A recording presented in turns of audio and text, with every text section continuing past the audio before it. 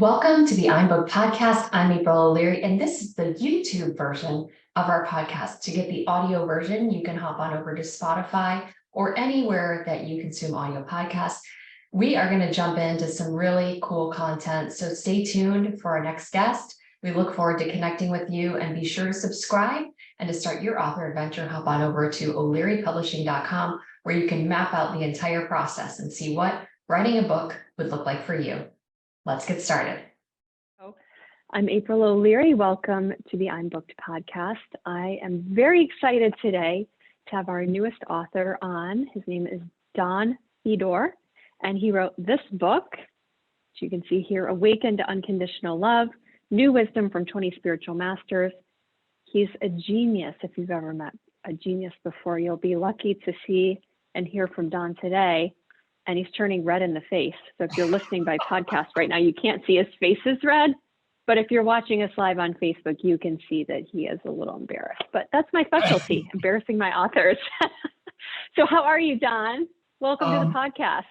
Aside from wonderfully embarrassed, I'm doing really well. Thank you.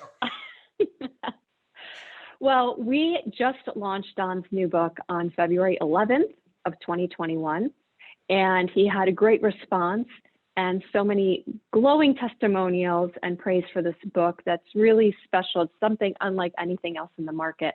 And I want to start with, who is Don Fedor? Because Don has a long history of doing a lot of really cool things, and he's actually been published before. So this isn't his first rodeo. It's his first rodeo with us. But tell us a little bit about you, Don, and your background and who you are.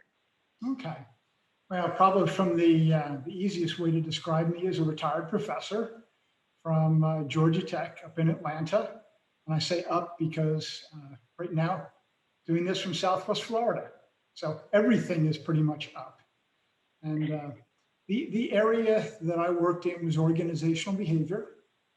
And so it spanned everything from leadership, individual, employee motivation, small group behavior, and an area that I spent a good portion of my career in was in organizational change. So yes, but as we may get into, publishing academically and publishing within the popular press are completely different worlds. So it's been another career and a whole new education, thanks to April and her team, which have been doing a great job of trying to walk me through all of this. Well, Don has been a stellar, amazing addition to our team of authors here at O'Leary Publishing, and he has been a willing, I don't want to say victim, that's the word that came to mind.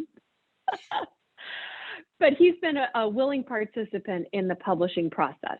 And it's not always easy when you bring your words to a team of professionals to look at under a microscope and offer their suggestions and ideas, because it's like having a newborn baby, and nobody wants to tell you your newborn baby needs to be prettied up. They want you to just love their newborn baby. But so when an author comes to us with a first draft manuscript, a lot of times we praise the manuscript, and we also say, and we would love to help you polish this up and make it flow a little better, or read a little more clearly, or be more accessible to the readers that you're aiming to reach. And so when you and I got connected, let's talk about that for a minute before we segue into your manuscript, because we all live here in Southwest Florida, and we certainly work with authors that live all over the country. But how is it that we got connected? Well, it was a number of connections. And I have to thank whatever higher powers or guides or however you want to term it, because it started with a friend of mine who then introduced me to Diane Scrivener-Clevenger, who's one of your authors, who then put us together. And as I think I've mentioned a few other times in other places, you and I were going to meet for 45 minutes, an hour, just to see if we wanted to pursue working together. And I think it was over 3 hours later we parted. And as I was driving home, because we met at Diane's, I knew that we were working together. It was one of those things where all the pieces had been put together. And as much as I think I, sort of resisted how everything was falling into place at times, and I'm sure you've heard this from other authors, that you just get a sense that there is a flow and you are being carried along. And if you don't try to paddle back upstream too hard, you're going to get where you need to go. I agree. So it's interesting because Diane, who wrote the book Pray Attention, she was in the podcast just previous to this one. So if you didn't catch that episode, feel free to backtrack a little bit. But she is a like-minded author here, like people that we work with that are interested in spirituality and helping other people. And Don just fit in like a glove. And as he said, 3 hours later, we were parting knowing that this was a match made in heaven and that we were destined to work together. As much as Don tried to resist, he couldn't. So we brought him in and decided that what he thought was going to be his first book is going to come out and be a second book, but the second book then became the first book. And so tell us about that process and how it felt to come in, knowing that we were sort of reversing the order of what you thought was going to happen. Luckily, I had been cued by somebody else who provided some early comments on the two books that was their opinion. And I kept going, no, this is the first book. It really sets everything up. People need to read this first and whatever. And then when you looked at me, because we spent a good portion of time talking about that other book, which is a memoir. And then when I said, but don't worry, it's not the only book I plan to write. And here's the other book. I think it may have taken you all of 30 seconds to look at me and go, this is your first book. And I went, once again, no, that follows this one. It's like people you don't understand. And yet the universe was looking back at me going, no, Don, you don't understand. This is the first book. So thankfully I brought that with me so you could look at both. So yeah, and that was really a magical moment because, Don is one of the authors, one of the most spiritually connected authors, I would say, that we've ever worked with. And he's although we have that, I think, the natural human nature that wants our things to be a certain way, and we have the order of things, we want things to flow. But, the fact that you were able to take various cues that happened even prior to meeting me, and then you were willing to switch the order, I think is just, was a beautiful surrender of what was to be. Is that a good way to put it? I think that's a perfect way to put it. Okay, so here we are working on this manuscript, and we brought Heather DeRocher in, who is our amazing developmental editor. We could not do what we do around here at O'Leary Publishing without Heather. And she's just so gifted when it comes to insight and intuition and really having that spiritual connection, not only with her own source, but with our authors, and getting on the same page as, what the goals are for your particular book and what's the message that you want to share and who is the reader that you're aiming to capture with this book. And so tell me a little bit about how it felt to work throughout this editorial process, because the book went through quite its own evolution. Well, it did. And I think part of it was because I didn't think it was to be published at this point in time and would possibly evolve based upon the other book. Now focusing on this one, there was, let me back up for a second. Overall, it was an absolutely amazing process because what Heather brings is not only an understanding of this kind of work, but also a breadth and depth of the spiritual literature and even her own experiences that made it far more than working on a book together. It was a journey together in bringing what this book could be forward. And she was the one who really figured out how to create the structure around each one of the masters that brought it alive. So it really became a cooperative effort.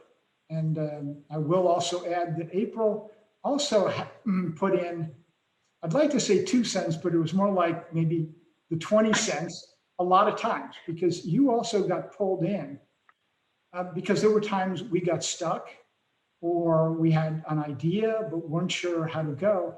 And then the 3 of us would team up to work on it together. And things came out of those meetings and really brainstorming sessions that I didn't see going in. So once again, it was one of those things, and I think I mentioned this, one of the time to you. It was the thing that I missed being in retirement, because I had that with some of my colleagues when we worked on research projects. And once again, it's been brought into my life, and I can't tell you how grateful I am for that. Well, we just had so much fun in our brainstorming sessions. And since we're talking about the format of how the book shaped up, and I have the book in my hand here, and I really just think that the table of contents just really, it's so well balanced. It's so well divided up into sections that make sense. And so let's talk a little bit about that and the process that you used with automatic writing to get the messages from the masters on unconditional love, but then how we piece those together so that we introduce the masters with some of the factual information to sort of ground the reader for who that is, and then bridge that into the message, and then concluded each section as well. So let's talk about how you chose the masters initially that were meant to be a part of this book, because I love that story. Okay. Well, finishing, or at least drafting out that memoir piece, it concluded with unconditional love being the ultimate quest. And I mean, that's all fine and good, except, so what is it? Because I knew that it had to go beyond an intellectual understanding. And I just kept, it was one of those things that I kept running into. It kept coming to mind. It was like that little thing tapping you on the shoulder once in a while, or I would be watching something, or something would get me upset or whatever. And it was almost like somebody was whispering, how would this be different if you could see it within unconditional love? And it's funny, I still get an emotional response to that. And so one day, and it's one of those times where you can remember very clearly, but I was thinking about it on a walk past my bookcase, and there was a set of MasterCards. And I don't even know where they came from or how I got them or how they showed up in my life, but they were face out on the bookcase. And as I walked past them, I glanced over, and the question came, what would they say about unconditional love? And it was like, never thought of that. So I pulled them down, went through, and just said, just from their image, and trying to do my best to pronounce their names, yes, no, maybe. Are you meant to be a part of this? And initially, I got a clear yes for 11 masters. So it started off with a bit of intuition, call it that. And then over time, I would sit and meditate on their image and just call in and just ask the question, what do you have to share with us about unconditional love? And I would start, and I'd never done this before, but it was one of the things that I took note that people like Neil Donald Walsh, who wrote Conversations with God, and others have done when they don't know what else to do or how to proceed. You just open up to the question and ask for the guidance. And in this case, it was from a particular master. And it was funny what started to flow in. And really, the message that came through, at first I start, automatically you want to question it. am I just making this stuff up or whatever? Yeah. But I realized so much was coming through that I had never considered and wouldn't have put in the context of unconditional love. So, Mm-hmm. but then over time, it expanded to 20 masters.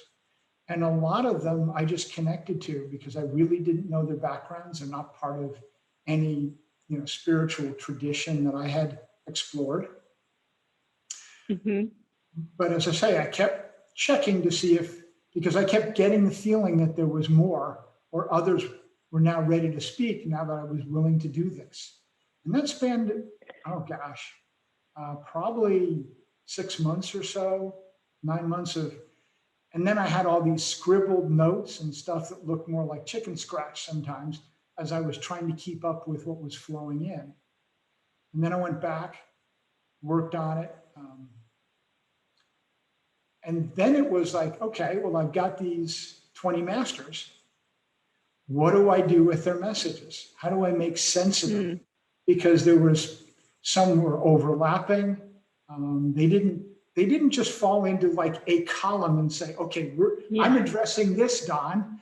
It was much more free form. So then with the help of a dear friend back years ago, we started to try to at least put them into categories, and it ended up with the 3 that are in the book. So that's how at least there was. So, and it's beautiful because we've got part 1 is going within, knowing our true selves. And the masters in that section are the Buddha, Saint Francis of Assisi, Athena, Thoth. Is that how you say it? Thoth? Thoth. Yeah, I think so. Yeah, Jesus, Angus, and Paramahansa Yogananda or whatever. However you say it, like you said. Yogananda. Not an easy. Yogananda. Maybe I won't pronounce all the masters. I'll let you know that if you go to donfedor.com, you can download a message from one of the masters to see the format that we're talking about. But we've got part 2, Rising Above, Experience Transcendence. And he has another 7 masters in that section. And then part 3 is Living in the Light, Emerging from Our Shadows. And then there's 6 masters in that section. And then Don goes on to sort of give you a recapping of the messages from the masters from the perspective of themes. And so part 4 is Unearthed Themes. And he goes into things like relationships, judgment, emotions, sacrifice, forgiveness, vulnerability, life's distractions, and motivation. And so really, if you're looking for what is the unconditional love message as related to some of these themes, he's done a great job of putting that together. And then he ends with some questions, which I think are just really an important way to continue to think and mull over this larger than life topic of unconditional love, which is why is unconditional love so important? Let's talk about that for a quick minute. I know this is a much larger topic than just a few minutes discussion, but in this book and in your quest and your journey to discover what unconditional love has to say through these masters, what are some of the things that you came away with as far as why is unconditional love so important? I began to realize, and I'm going to go back to what I mentioned earlier, watching world events or even in relationships with others, being able to step back. I know that is somewhat of out of the Buddhist tradition, but stepping back and being able to view what is occurring through unconditional love, and also asking that it come into the situation can change everything. I mean, one of the things, and I'll call it one of the miracles, has to do with, and it is the opening quote in the book that I continue to go back to because for some reason it's almost like it's been tattooed to me, at least energetically. And that is that love requires nothing to change, and yet it allows everything to change. And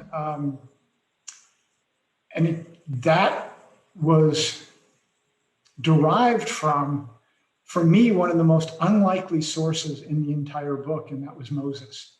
So as you mentioned, if people go on to the website, not only can they read the entire introduction and how this all came about, but then they also get where that message came from. And it's amazing, if I can just think about that, it can alter how I feel and my approach to things. Now, would I love to say that I'm always good at that? No. I'm as wonderfully as human as everybody else around. And this book is as much, and if you don't mind, I'll share something that we talked. April and I have talked about a number of times, I actually talked about with Heather as well, because of my reluctance to bring this forward, fearing that, people would look at me and go, well, okay, so you're supposed to be this walking embodiment of unconditional love. Well, I actually believe that every one of us is. But if they're looking for me to be that model, it's like, whoa, I have all the same difficulties, struggles, and challenges as everybody else on this planet. So I realized one time in meditation, as I was struggling with this, that this book is as much for me as it is for anybody. And, now that it's finished, I get to go back through it in its final form and do what people who are getting the book will be doing. So, isn't that a great feeling? It is. It really to have is. the book in a final form. Since, this was what?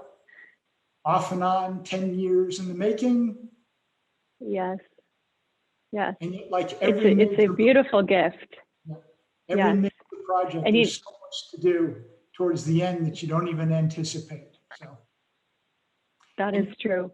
And I just want to show for those who are watching here on video how the sections, I just pulled up Moses because you just referenced him, but the book has, every master has their section title.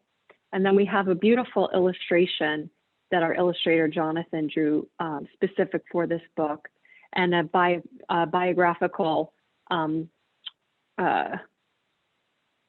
piece. Would that be the right word? Right next to that, so you can look at the illustration and kind of, yes. And then it goes into the message. What does Moses have to say about unconditional love? And then there's the reflection at the very end to help you kind of metabolize and think about that. And Don has really just done a great job. And I think that what you just touched on is an important point, that when you choose to surrender to the messages that you feel you're brought into the world to give, it doesn't mean that you're a perfect embodiment of that. So anyone who's put out a book with us or with any other publisher is not because they're saying, I made it, I've done this, I've mastered this myself, and so let me share with you what I have already mastered. It's coming from a place, and what I love that you said, Don, is it's coming from a place of humility, that I have been given this message to share, but it's in no way reflective of my own mastery of this concept. But yet you have the courage to put it out, despite the fact that you know that you're still a human being. And thank goodness you are, right? Yes. Well, thank goodness, because we don't want the unattainable Don Fedor. We want the Don Fedor that has the flesh and the bone and the mistakes and the highs and the lows, and that's what we all share in this human experience. So to conclude here, because this book has really changed a lot of lives already, including yours and mine and Heather's to start, but it's available for you on Amazon. If you go to Amazon and search Don, F-E-D-O-R, Fedor, it will come up. It's available in print and also in an ebook version. It's Awaken to Unconditional Love, New Wisdom from 20 Spiritual Masters. And if you go to his website, donfedor.com, you can download, as Don said, the introduction, the front matter of the book, and Moses's message. So I know you don't want to wait for Amazon Prime to get it to you in 2 days. So at least you can start on something today, right? And April, let me add, if at least when I typed in Don Fedor just to see if the book would come up, what I got were pages and pages of hats. So I think they think I'm a fedora. So if that happens, people can type in Don Fedor book, and then it comes There right you up. go. Or the Awaken to Unconditional Love. Even somebody mentioned to me that they put in Awakening, and for some reason it's not coming up, but it is Awaken. So Perfect. Good suggestion. And no, you're not a hat, although I'm sure you would look lovely in a hat. Maybe your next book, we could have you on the cover with a hat. Who knows? we'll work on it. We'll work on it. So thank you, Don, for your time today. And thank you for your trust with us here at O'Leary Publishing to bring this book into the world. And Don's next book, which will be available at some point in the future, which will make sense now as the second book, because we have the first book in the series. So Don, has been such a pleasure to work with. Do you have any parting words, or where can someone who is really curious about experiencing unconditional love, what words of wisdom do you have for them from the masters? Well, first of all, I'm going to express my gratitude to everybody who has come in to help make this possible. Because I know every author talks about the fact that it does take a village, and this one took, I think, a small city in order for people, even within and outside of O'Leary Publishing, who have come in to help bring this forward. Okay, and for everybody, what I can share today is about not getting discouraged. I mean, even on my walk today, I found myself being wound up about some things in the world. And it was like, okay, go back to what I know. Go back to where I want to bring, what I want to bring into this world. And it does take perseverance. And I love the concept that comes out of Buddhism of mindfulness. In that, as we catch ourselves going down, as a friend of mine emailed me today, the rabbit hole, being able to step back and say, what is truly important for me as someone who has come into this lifetime to grow and possibly help others to grow as well. So, and each one of the masters brought their own unique flavor to this. And as I've talked to people, they've resonated with different masters. Somebody even contacted me today about Athena's message and how suddenly they saw the drama and the things that they were struggling with in a different light. And it really helped. And that I can't tell you how much I appreciate those kinds of messages coming from this work. So. Well, there's more to come, more to be revealed. And again, we're grateful for you, Don. To find out more about publishing, you can visit us at o'learypublishing.com to get the master's messages. Moses is specifically in the introduction. Please visit donfedor, FEDOR.com. And you can pick up his book on Amazon, Awaken to Unconditional Love. Thank you for your time, Don. It's been lovely, and look forward to continue our work together. So this has been another episode of the iBook Podcast. I'm April O'Leary signing off. Be sure to hop on over to o'learypublishing.com to start your author adventure and see what writing a book could do for you in your profession, in your career, and what doors it might open. We thank our guests for being a part of the show today, and be sure to subscribe to podcasts here on YouTube. We look forward to serving you and helping you get your book out into the world.